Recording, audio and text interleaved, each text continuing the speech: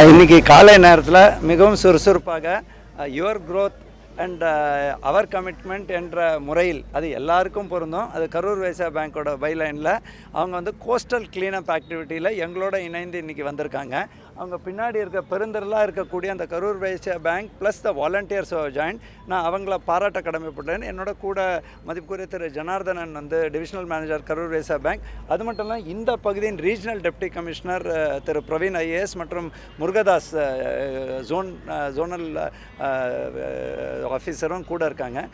What is so important is நம்ம சென்னையில் எல்லோரும் புரிஞ்சுக்கணுங்க, நம்மளோட குப்பை கொட்டும் இடம் ரெண்டு தான் இருக்குது. அதுலேயும் பெருங்குடையில் சட்ட ரீதியான சவால்கள் இருக்கும் பொழுது நாளொன்றுக்கு நம்ம 6250 பண்ணுறோம், ஜென்ரேட் பண்ணுறோம் மெட்ரிக் டன். அதே மாதிரி ஒரு நபர் 700 கிராம் குப்பையை ஜென்ரேட் பண்ணுறாங்க. கோஸ்ட்டில் என்ன முக்கியம்னா கம்ப்ளீட் இக்கோசிஸ்டம், கடலில் போன எந்த பொருளும் திருப்பி மறுபடியும் ஏதாவது இருக்கக்கூடிய என்ட்ரன்ஸில் முகத்வாரத்தில் போய் அடைச்சிக்கிறது. நம்ம நல்லா என்ஜாய் பண்ணுறோங்க ஃப்ரைடே சாட்டர்டே சண்டே இல்லை வீக் டேஸில். ஆனால் இருக்கக்கூடிய குப்பை தொட்டியில் போடாமல் நம்ம எவ்வளோ மெக்கனைஸ்ட் இதில் பண்ணால் கூட நீங்கள் இன்றைக்கி பாருங்கள் எவ்வளோ பிளாஸ்டிக் கழிவுகள் இருக்குது. பிளாஸ்டிக்குங்கிறது use and throw, single use plastic ban இருந்தால் மற்றதுக்கு ரீசைக்கிள் பண்ணலாம்.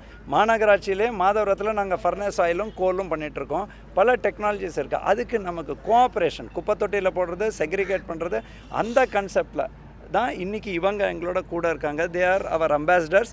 எங்கள் கூட இந்த பகுதியில் மட்டும் ஆல்மோஸ்ட் 50 பணியாளர்கள் பணி செய்துட்ருக்காங்க.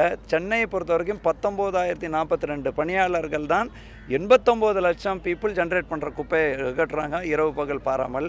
அப்படி இருக்கும் பொழுது பொதுமக்களோட ஒத்துழைப்பு இல்லாமல் எப்படி ஊர் ஊர் சேர்ந்தான் தேர் எடுக்கணும்னு சொல்லுவோமோ அவங்களோட ஒத்துழைப்பு, அந்த மனமாற்றம் எல்லாருக்கும் விழிப்புணர்வு இருக்குது. குப்பை தொட்டியில் தான் போடணும், குப்பை வந்து வீட்டுக்குள்ளேயே செக்ரிகேட் பண்ணணும், யாருக்குமே அது மாற்று கருத்து இல்லை.